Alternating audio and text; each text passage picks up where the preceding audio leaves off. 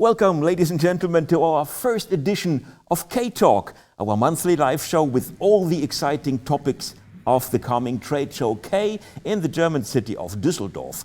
Long before the exhibitors built up their booth on the show floor in October, the topics and technologies are being prepared. Good for us, so we can discuss about them already now. The title of today's edition is Climate Protection and Plastics. Do they go together? Good question, isn't it? But it's much too tricky for me to reply, so I invited some true experts to discuss about it. Here we go. Welcome Ulrich Reifenhäuser, Chief Sales Officer of Reifenhäuser Group, Chairman of the Plastic and Rubber Machinery Board at VDMA, President of the K-Show, and a plastic specialist with passion, as he calls himself. Welcome, Ulrich. Welcome. I'm very happy to join. Next is Dr. Feliks Bezati, Global Circular Packaging Director at Mars, one of the world's biggest companies in the food and pet care sector. Feliks has got more than 115,000 colleagues, and together they create yearly revenues of more than 35 billion US dollars. Welcome, Feliks. Good to have you with us. Thank you so much for the invitation. I'm very happy to be here.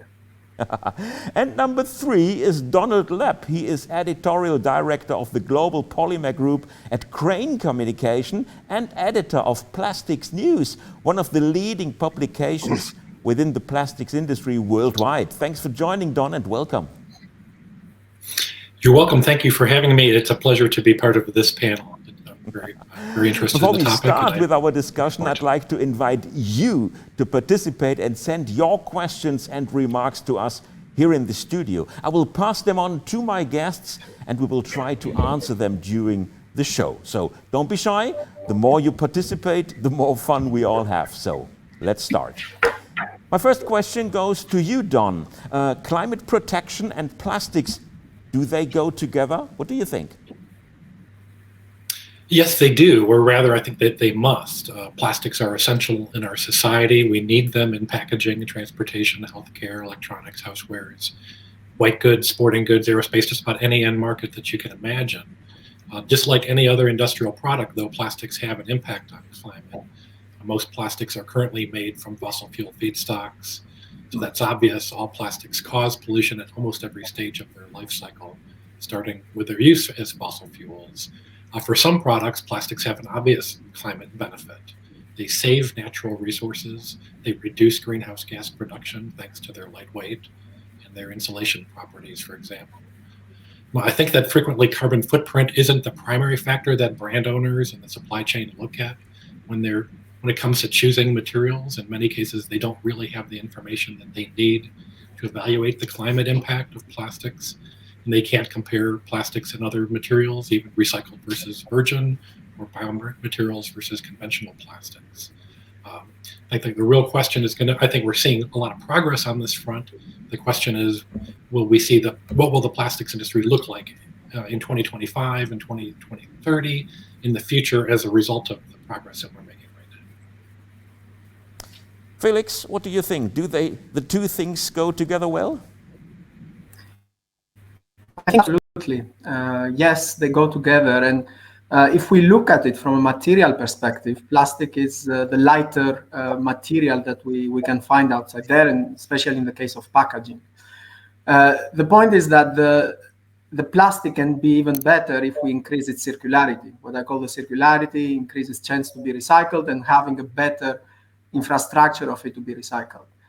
And the challenges that they were also quickly mentioned is like plastic, it's relatively a new material if we compare it with paper, metal or glass that they are in our society for thousands of years. So as a society, probably we're still not familiar with plastic. The other challenge of plastic is that it's probably the only industry that it's not integrated. So a paper industry, a glass industry, a metal industry, they also use recycled material. So we would have loved also to see this in the plastic industry and have this integration. And I think we see some steps in this direction. Probably we'll talk about it later on. And the third thing, I think the challenge for plastic is the economics of increasing the recycling. It's a little bit more expensive to recycle plastic compared to the other materials that I mentioned. But by the moment that we achieve the circularity, we'll make it even lower carbon emission. So yes, absolutely, they go together. Ulrich, in October this year, the plastics industry will have its summit in Düsseldorf, meeting all at the K. And one of the main topics at this year's K will be sustainability, for sure. Do you think that is still wishful thinking, or has the industry already reached this degree of sustainability that we'll be promoting in October? No, I'm more than sure I know that industry understood about sustainability and understands on climate protection. So when we enter the show, you will be surprised what kind of new solutions, new innovations will be shown. And coming back to the climate protection, if we look on the highest emission, where is it done? And it's done in food in food production. So when we want to have a climate protection, we have to have a perfect food safeness. So avoid food waste. And when we avoid food waste, there's only one thing: just choose the ideal packaging. And if we have the ideal packaging, then we are on plastic again. And same with isolation of material of houses, or name it. I mean, windmills without plastic is not possible. But this is one thing. I don't want to concentrate only on climate problem. The littering. Plastics has a littering problem. We have to avoid this ugly waste. And I hate these pictures of marine litter. And for that, we have to recycle. We have to design recyclable products. And a lot of new innovations will be shown on the K Show. So, come and see the K Show. It'll be great. But before we do so, we still have some time left for our discussion. So my question would be, if we're looking into innovations in the plastics industry, who do you think are the drivers of innovation? Who are giving the most impulse on driving innovation in this industry? Is it the chemical industry? Is it the machine manufacturers? Is it maybe the recyclers? Or is it the consumer with its purchasing power? Who's driving innovation, Feliks? It's a very good question. The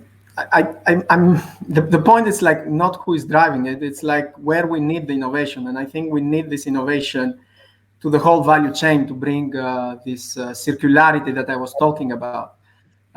Is about us, the brand owners, by doing the right thing when it comes to the design. So designing our packaging by increasing its likelihood to be recycled and make it very valuable to the value chain. Is about improving, in the case, again, I'm sorry, I'm talking about the packaging, but in the case of packaging, improving the collection, improving the sorting. And I'm sure there that there are a lot of innovation that they can come in place.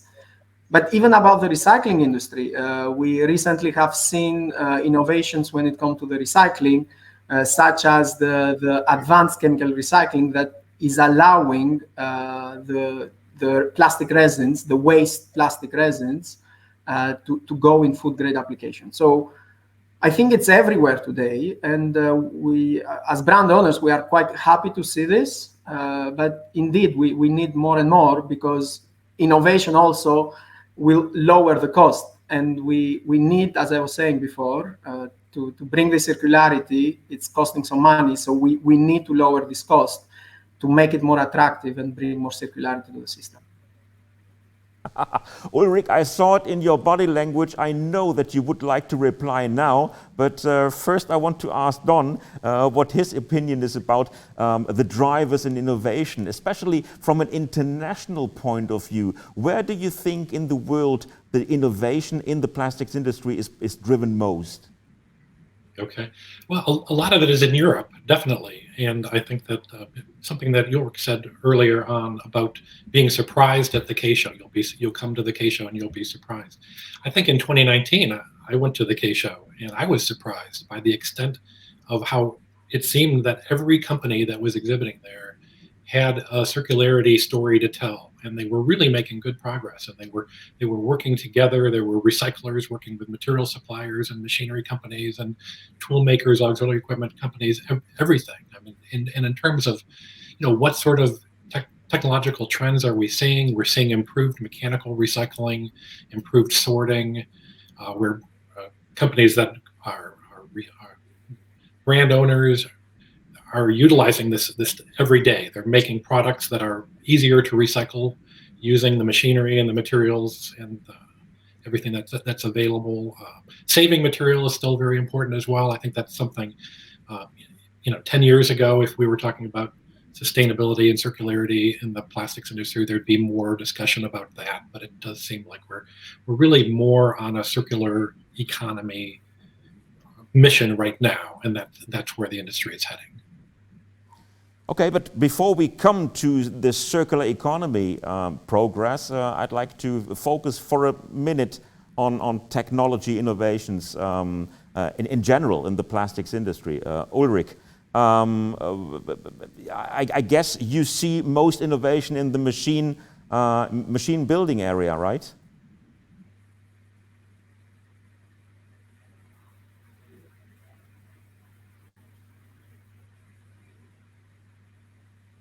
Ulrich, I think we have lost connection, so maybe I pass this question on to Don again. Don, the machine manufacturers did a lot of progress in the last years. They really presented a new kind of machinery in the, for example, in the injection molding area, but as well in the recycling area. Where do you see most advanced innovations at the moment in the marketplace? A lot of it is in helping to create products that are easier to recycle, that are more circular. Doing away with multi-material, difficult to recycle packaging is a good example. We saw some companies come out with improved monolayer technology, and that would be a case where a company that's making machinery might be working with a material supplier to come up with a material that works well in a monomaterial application. And getting rid of inks and barrier materials, things like that are difficult for recyclers to handle. Recyclers, there's a lot of good work being done right now in order to make new products. For example, post-consumer materials. Most of the emphasis to date has been on PET and high-density polyethylene. We're seeing a lot of activity in low-density polyethylene and then polypropylene. There's new applications. There's demand for this from brand owners. They really want to use these materials. They know that it's essential. Just this week, we saw the announcement from Eastman that they plan to build the world's largest chemical recycling plant in France.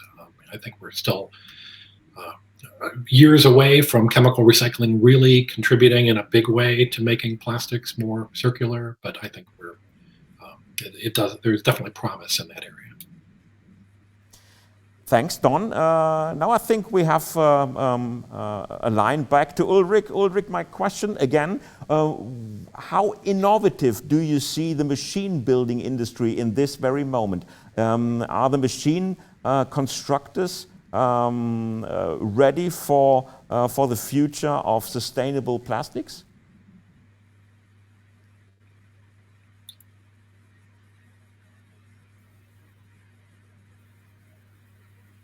I think we have a problem with the audio line. I'm afraid we can't hear you, Ulrich. We tried to fix that problem, so let me place this next question to Feliks. Which industry do you think has the biggest impact on climate changing activities? Packaging, or maybe even the automotive industry, or consumer goods? Where do you see the most impact on climate changing activities? I mean, when we look at the plastic perspective, it's obviously, I would say, the plastic industry, because of the short time of the material that it's used and the new materials that we want. So that's why I keep insisting on the fact that we need to bring the circularity when it comes to the packaging industry, because we are using a lot of material, and we know that this planet it's limited. So that's why all these investments that they are done to get more and more recycled material. In our case, we at Mars, we have a commitment to use recycled material. We want to close in a way the loop, take our responsibility. But obviously the packaging industry, it's having a high environmental impact here. But again, the more we go circular, the more also we are doing the right thing and we are going on the right direction, because the more we use recycled material, the lowest our dependency on oil, the less waste in a way, and pollution, because we are just keeping to use the same material. So the circularity, it makes a lot of sense. And where do you see the hotspots of innovation in this area, Don? The European industries, you've spoken about that already. I think they are quite well equipped at the moment and they're on a good way. But on a global scale, where do you see most innovation in the plastics industry? In Asia, in the US, or in Europe? I would say that Europe has a head start. It's definitely being driven to some extent by, there's different attitudes by the consumers in Europe. I think they're further along in buying into the idea of circular economy. And, Germany's had the Green Dot program since the early 1990s. It's something that, I think there's more acceptance of things like EPR. There's legislative pressure from the EU and places like that. So some of that is being pushed, but the industry also, I think there's a good technology base. When we talk about things like Industry 4.0, I think that definitely can play a role as well. I think it's further along. It really sort of originated in Germany.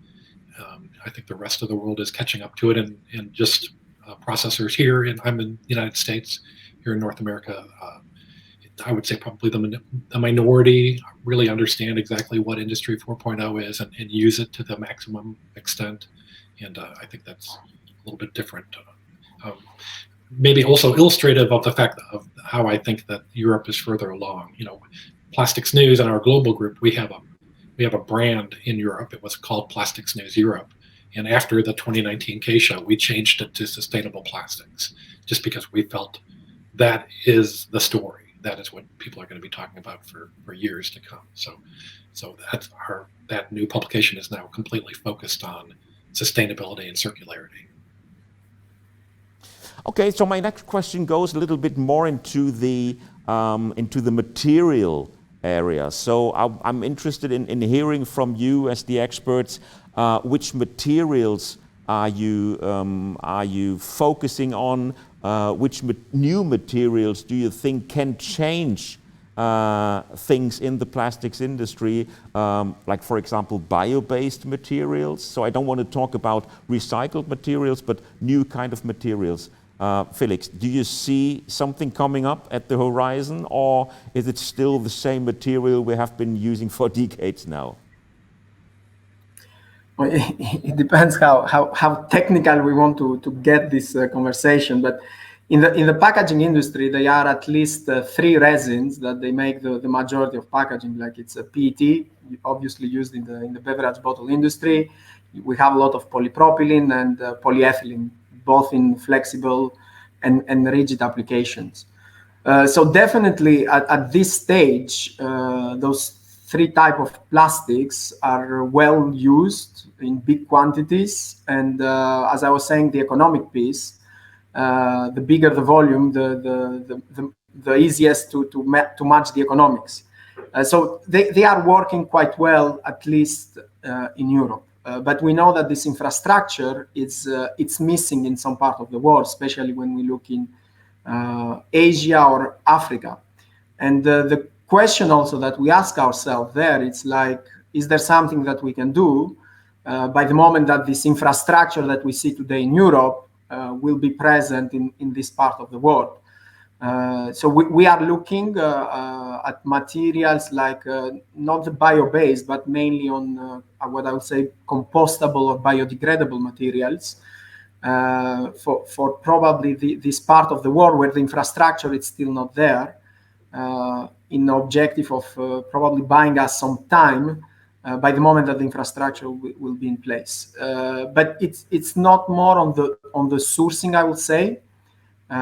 Because in the sourcing, I think that it makes a lot, if we look at it from circular economy perspective, it makes a lot of sense to use recycled material, because using recycled material, it's not only about decoupling the dependency from oil, but it's also about getting the waste outside there and transforming it in a valuable material. Whereas the bio-based material, it's only contributing to reduce the dependency on oil. But it does not have an impact on the waste as such. So we look more on the downstream and what kind of materials we can use, probably in the areas where the infrastructure will take some time to be in place and to be similar to what we see already today in Europe. Okay, so I want to have another try with Ulrich Reifenhäuser. Hope that we have overcome the technical issue, the audio problem. Ulrich, the machine manufacturers are preparing for K in October already, and I guess you have all the innovations ready to show already now. Do you think that the sustainable aspect of the coming K show is wishful thinking, or do you think that the machinery sector is already well prepared for this next sustainability step?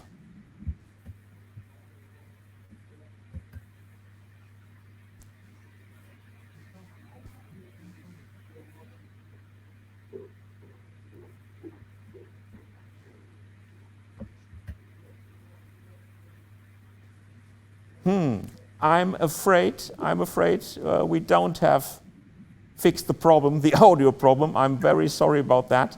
My technicians will carry on working on that. So Ulrich, don't go away. We try to fix that problem.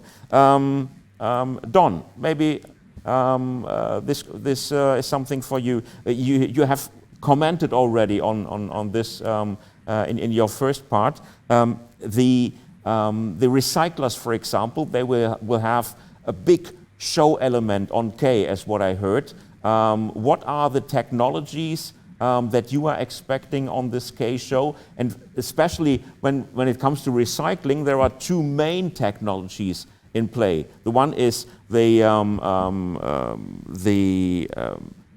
chemical recycling, and on the other side, the mechanical recycling. Where do you see most possibilities for the future?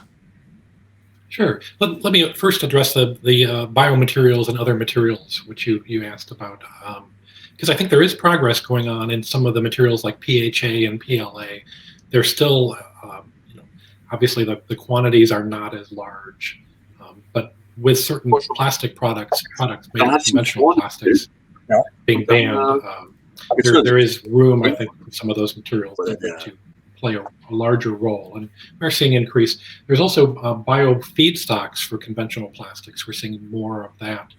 I think that can have an impact on reducing the carbon footprint of conventional plastics. I don't know exactly how big that's going to get, but there's definitely progress going on. There's bio-based polyethylene, there's bio-based PET. Back to recycling, yeah, definitely. I think that recyclers have long been sort of an underutilized ally to the rest of the plastics industry when it comes to dealing with consumer questions. I think one of the big problems right now for plastics recycling is there's a misconception that plastics recycling isn't real, that it's a failure, that it's not working. The numbers get thrown around all the time, whether it's 9% of plastics are recycled or something, and I think people, to the consumer, I think that they're thinking, oh, that means that everything that they're throwing in, they're trying to recycle, only 9% of it is actually recycled. which isn't true. If they're recycling properly the material that they're recycling, there's definitely very heavy demand for that material. It's outstanding right now, and that's really one of the things that's holding back the industry in making progress, is collecting enough good quality material, because the demand is very heavy right now. You asked about sort of the two different types of recycling. There's mechanical recycling, which people are very familiar with. It definitely works. There's been a lot of progress in order to make material that's cleaner, that can be used in food contact applications, for example, that companies that are not used to dealing with post-consumer materials can drop into their process and use, just like they've used virgin materials before. I think that's really interesting, and it's been great. The quality of the material is better, the colors are better, odor problems are being dealt with, all of those things. Chemical recycling, it seems like every day there's announcements being made. A lot of it is with dealing with feedstocks, creating feedstocks that plastics resin makers can use to make virgin quality resins using materials that have a recycled feedstock. Again, I think that there's a lot of promise there. I think that really making headway is years away, but I really do expect that the material suppliers at the K Show this year will have a lot to say about that and what they're seeing. And we've seen some brand owners already signing in to making commitments to buy that material once it is available. But I think it's going to be a while before it's available in large quantities. Thanks, Don, for that. Now we try again. Ulrich, can you hear me? Yes, I can hear you. Do you hear me? Yes, I hear you. That's good news. So okay. I'm placing my question again for the third time. Now let's see if it works. Are the machine manufacturers ready for sustainability? And what can we expect on this K Show? Are you ready for sustainability already? Yes, ready. Now we are not ready, but we started heavily. Let's take it that way. We take the challenge very, very serious, and let's say 80% of our innovation power, goes exactly into this. For sure, we are doing also some better output, thinner about thickness, but it's sustainability. So we do new processes, because the redesigning of products quite often need to make new processes, to combine processes, to then have new products that are recyclable. And this is what we do, and for that you need new technologies, even new machines. And what also is a very important thing is the sorting and separating. I mean, recyclability is one thing, but to recycle and to bring in the waste materials, you need a perfect sorting and separating system. And specialists for that are working and doing research and development on the existing subjects. But a very decisive subject is to have informations about the waste. If you see the waste, can a normal machine, a normal sorting explain or tell you what kind of material am I? Cannot. What we need is to digitalize all the informations that are important. So every waste PCR piece has to have a kind of marker that contains the information of what kind I'm existing, and then we can separate. And if we can separate, we can we can have high quality fractions. And if we have high quality fractions, then we, the machine builders, can make a recycling process happen that a first quality recyclate is possible. And all these, in many aspects, is done right now and will be presented on the K Show. Okay, so I would like to address our audience, our viewers, because as I promised before, you can participate in our today's live show. This is the advantage of being live, so you can place your questions in the chat window underneath this live window, and I will pass them on, or your questions, to the experts, as I will do now. There is one question in the chat saying, what about recycling of bio-based plastic? Wouldn't that be the holy grail? That is a good question. Feliks, maybe to you.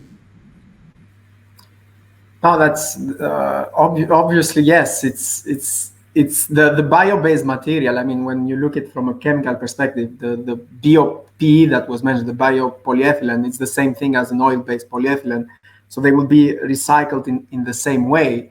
The challenge, again, that I was saying, it's not about how you start your cycle in a way in the circular economy, but it's how you close it, and how many cycles you run with this material. Because the more the cycles you run, the more you recycle and recycle your product, the less you need the virgin material. But obviously, again, we are looking also at this bio-based material, but we prioritize the recycled material, and we are one of the brands that has made this commitment to use chemically recycled material.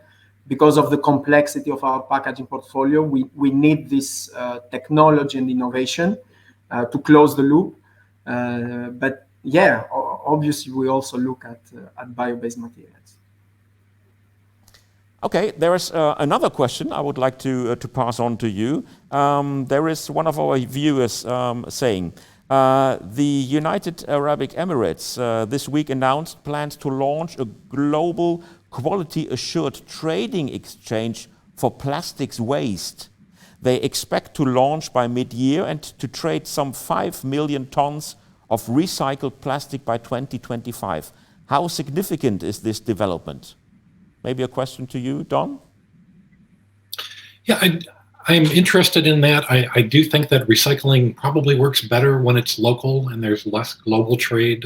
There have been some problems associated with global trade in plastic waste, and sometimes we're sending material, developed countries are sending material to countries that don't really have a solid waste infrastructure where they can deal with it effectively. So it's an interesting idea. I definitely think that it could be significant, but I do think that there should be greater emphasis on building up local recycling.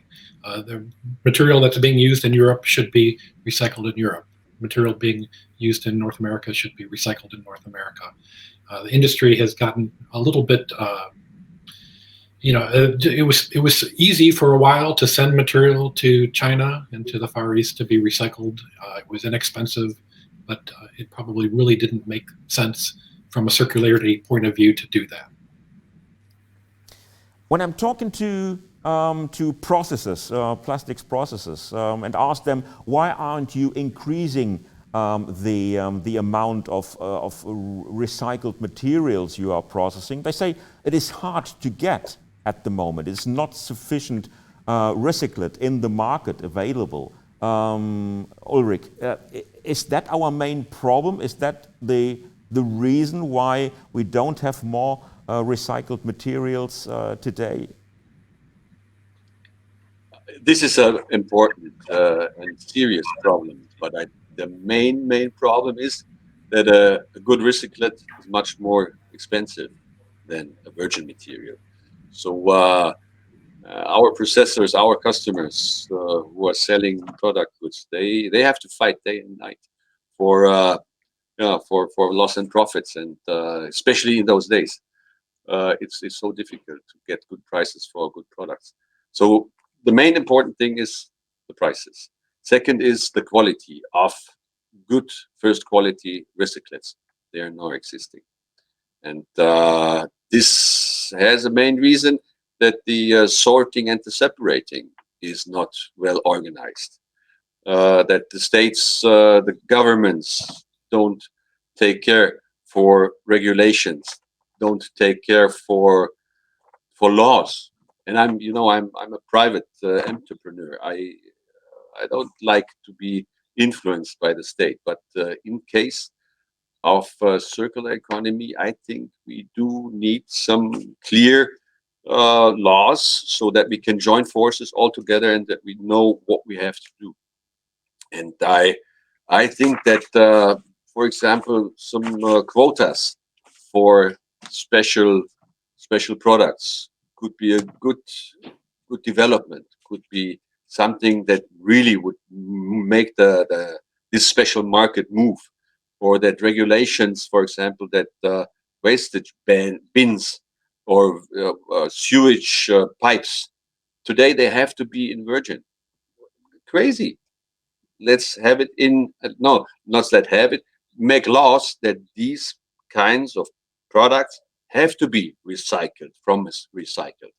So this would give new and special pushes, would enlarge the market, and yeah, I think there is lots of chances to improve the situation. But for time being, the quality is bad and the pricing is bad.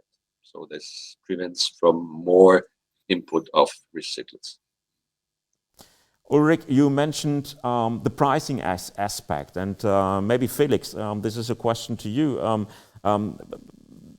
If we are using more recyclates, if we are becoming more sustainable in the plastics sector, for example, in the packaging sector, this for sure will have an impact on prices. What do you assume? Will your consumers, your customers, accept higher prices for the product they're buying just because the packaging has become more expensive? Is that something that we need to train consumers with? That's a very good question, and probably also sometimes a myth built around it that consumers will be ready to pay more for more sustainable packaging. It might be true for some brands and cases, but in our case, that we are, I would call it a commodity company. Like we are not a green brand as such that we are making particular packaging. We have commodity products. And it's a huge responsibility when it comes to take this responsibility, because we talk about huge volumes that we need to commit and to use. The challenge with the cost as such, there is a real challenge today with the recycled material, because unfortunately the cost of collection and sorting, it's much higher than the revenue of the material. So there is this difference that makes the recycled material more expensive today. We, as brand owners, we want to take this responsibility and closing the loop. As it was mentioned before, there are two challenges on more use of recycled material. In our case, the material it's not available because it's not food grade, especially the type of plastic resins that we use, because we don't use PET. And we are counting on innovation and technologies, as I was saying, the chemical recycling, advanced recycling to be in place to get this material. But there are also challenges today, if I look to the beverage bottle industry, where there is a commitment, especially in Europe, that they need to use recycled material by 2025, if I'm not mistaken, 25%. And they don't have this material available because other industries, they are taking their material, like the apparel industry, it's taking PET bottles to make clothes or shoes. So I think it's important that each industry takes their responsibility in a way by closing their loop. And I believe that with the innovations coming, etc., we will achieve this circularity.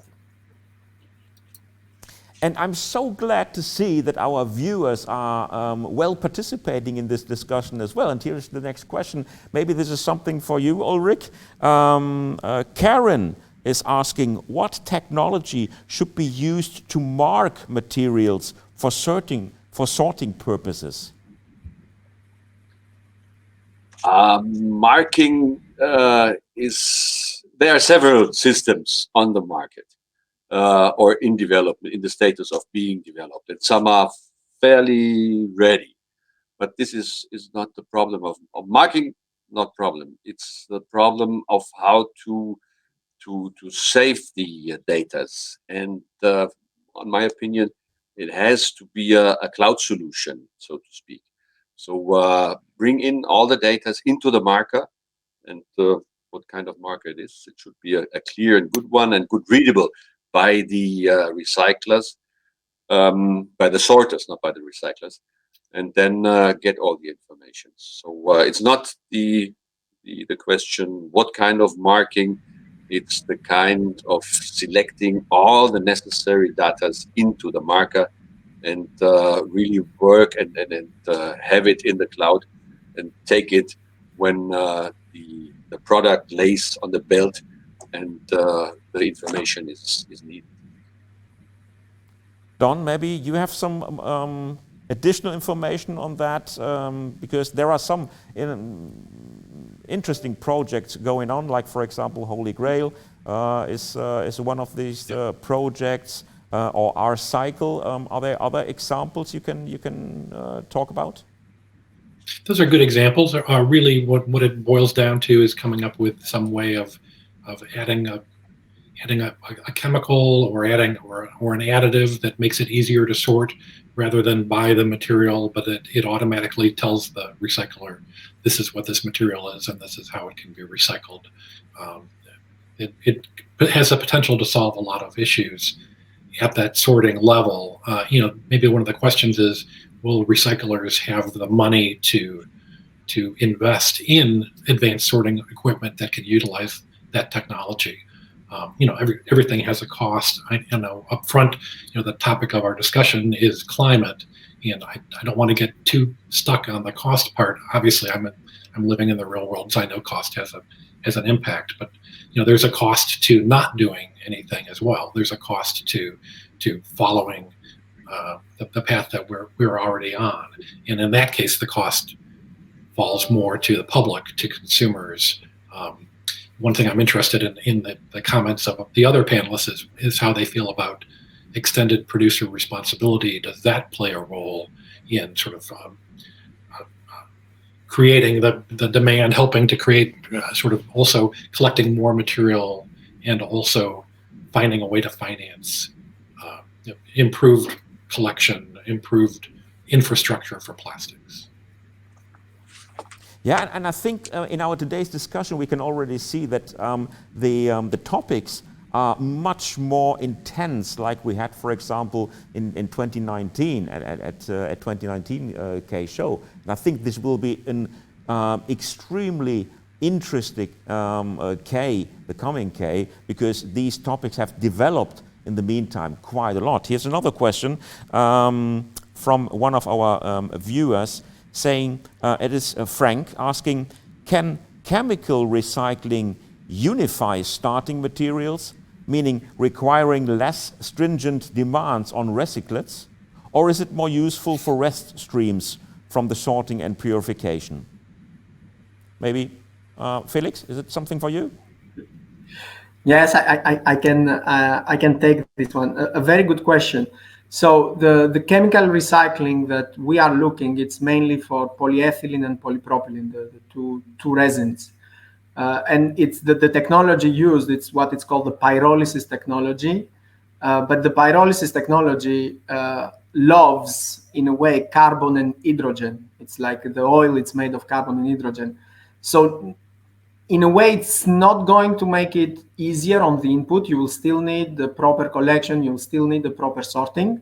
But the advantage is that this oil that it's transformed, so what you do is you just produce an oil similar to the oil that today we make the plastic, and it's just then later on integrated in the whole value chain to make the plastic, which make it equal to a virgin plastic. This is the big advantage of the chemical recycling, but you still need, we still need as brand owners to make design changes, and this technology, it's obviously it's not going to accept whatever, and the huge advantage that we see is that it's deblocking the market. One of the main challenges, we mentioned several times, the quality thing. It's like we cannot use the current mechanically recycled material, especially on the flexible type of packaging that we use a lot, because it's not good quality enough to go on food grade applications, where the chemical recycling is opening this market of food grade. So it's offering very good quality material, that we can use back in our products. So yeah, it's very helpful for us, and it's about scaling the recycling of the packaging. All right, so maybe next question from our chat. There is Miss Miran asking, when we say bioplastic or PLA, mostly only cutlery sets got understand. What else can be made with biomaterials? That's a nice one. Ulrich, maybe for you? I think we have more possibilities than cutlery, right? Oh, absolutely. I mean, biomaterials can be used and can be processed like polymers. No problem. So that's not the point. But the point is that, honestly speaking, my opinion is that this biopolymer is a marketing more than a marketing aspect, because the consumer says, "Oh, okay, we avoid these bloody plastic, and now it's bio." But this is not the solution. The solution is a perfect and first-class recycling. And if you bring in biomaterials into the recycling process, this is the worst what can happen, because this can never be combined with a good polypropylene, with a good polyester, with a good polyethylene. So it's okay. It's used if it's compostable, fine. But how much compostable space we have to take this as a good solution is not a solution. Let's stick on the polymers and organize a perfect circular economy. And let me add one thing. We just talked about chemical recycling. It's we have the mechanical, we have the chemical, and I would like to tell my opinion that we had a very important and still have, and this is the thermal recycling. We burned a lot of plastics, and there will always be a fraction of burning recycling. And this is not the worst, because what you do then, you burn the plastic, and with the plastic, a lot of normal garbage is burned. And as we do have in the northern part of Europe, that we have no landfill at all, we have to burn. We have to burn our garbage. And garbage alone doesn't burn with 1,000 degrees centigrade. So what you have to then put in is oil and gas. So this is virgin oil and gas. So it's much better to throw a used yogurt cup or whatever, and make with this plastic the garbage burn 2,000 degrees. So it's about, okay, we started with bio. Bio is not the solution. No. It's good to have it, but it will be always a minor role, and has no chance to come out there.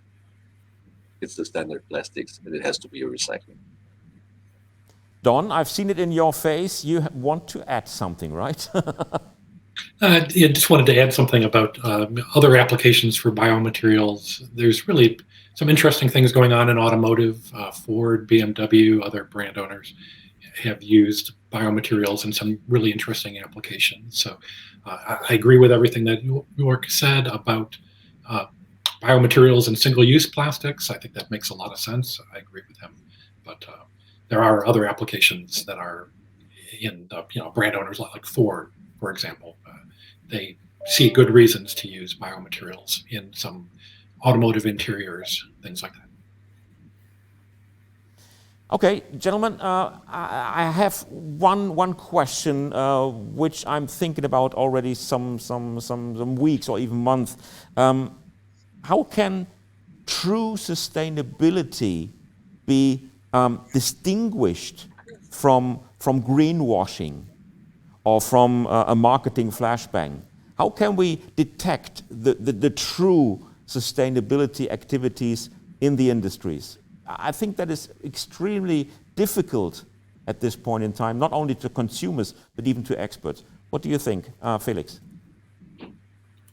Just if I can comment something about the incineration that was mentioned previously.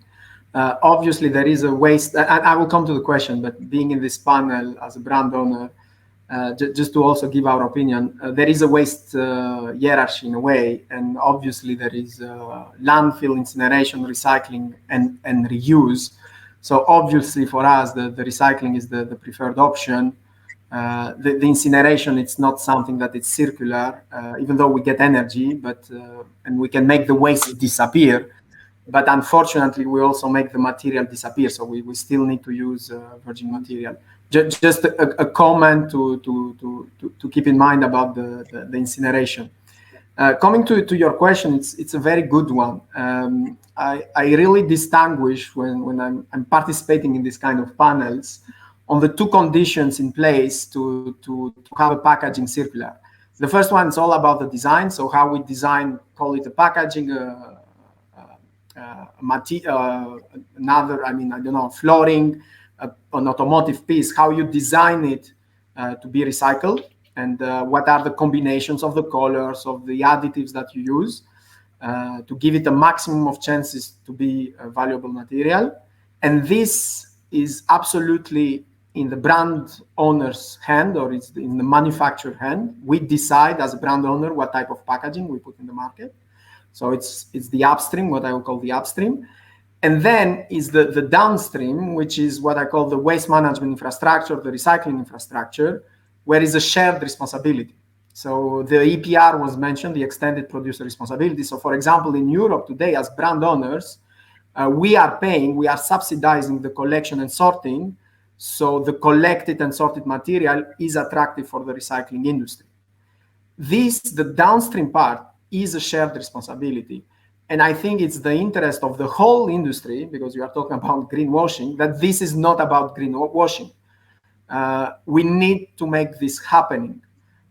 We need this infrastructure in place, because no matter what we do from the design perspective, even though we have the best product in the world, with the best material, if the infrastructure is not in place, there is zero chances of our packaging to be recycled. So it's extremely important to have the infrastructure piece, and there is no place for greenwashing there. We just need to make it happen. Ulrich, how can we help the consumers, the people out there, to distinguish between greenwashing and true technological activities to help come to a more sustainable situation? I think this is very difficult, because there are these marketing experts out there who give information to the consumers to make the consumers buy exactly these products. And the information and the advertising does not really mean, okay, just look on the how its circular economy is realized, how sustainable. For example, I mean the combined materials. If you combine paper and plastics, this is crazy. This is absolutely crazy. Okay, the consumer finds, okay, this is nice because wow, it's less plastic. But if they don't separate, you can do nothing with it. So to give the consumer something that he can judge, is that we should really come on one subject, and this is CO2. We should claim that we should have every product with a CO2 mark. How much, how relevant for CO2 is this? How much do we save CO2? And another thing is it really recyclable? So if we have these informations, I think the consumer really can decide and then choose the right products who are really best for our climate, for a sustainable environment. Don, how can we but the marketing guys are very... I think that the plastics industry has... We can't probably avoid greenwashing, but how can we detect it and distinguish from true activities? Yeah, no, it's a good question. I think that the plastics industry has some allies here. people like the Plastics Pacts, the Ellen MacArthur Foundation, the plastics recycling trade groups in Europe and North America. They both have systems in place where they judge materials, and if a company wants to make a recycling claim or a recyclability claim about a material or a product, they'll step in and they'll actually evaluate that, and they'll give their approval. I think NGOs also can play a role here. If a company is making claims that they shouldn't be making, or putting recycling symbols on products that shouldn't have them, NGOs are quick to reveal that. Also, the academic community, there's really been a lot of good research. It used to be sort of a niche, not a big thing, but I think young people today are very interested in plastics and in the environment, and they're looking at that. And I think the plastics industry can tap into all the research, all the good research that's being done by just a host of people who are happy to help judge what is greenwashing and what is real. All right, gentlemen, we have come to the end of our today's K-Talk. It's been a real pleasure having you on the show. Thank you so much for participating, and all the best. Ladies and gentlemen, thank you for joining today.